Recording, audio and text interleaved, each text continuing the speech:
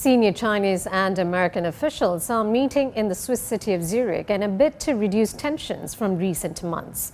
The Chinese delegation is led by senior diplomat Yang Jiechi. They are meeting with U.S. National Security Advisor Jake Sullivan and his team. It's the first face-to-face talks between China and the U.S. since a key summit in Alaska in March. Chinese President Xi Jinping and U.S. President Joe Biden agreed to the meeting during a phone call last month. Giles Gibson has more. Ahead of this meeting, we had very scant details from both sides about what was actually going to be on the agenda. The Chinese Foreign Ministry simply saying that they are going to be discussing China-US relations.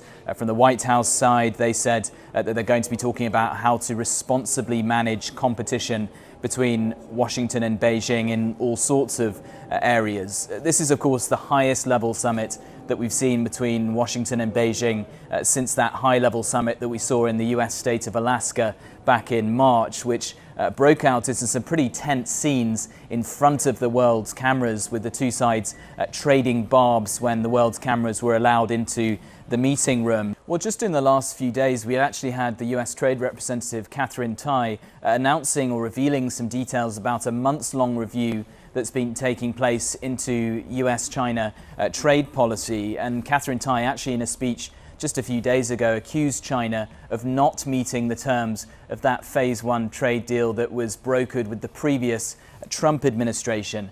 There's also been a lot of concern in Washington over the last few days about Chinese aircraft entering what Taiwan considers to be its air defense zone. However, we did also hear from US President Joe Biden briefly on Tuesday.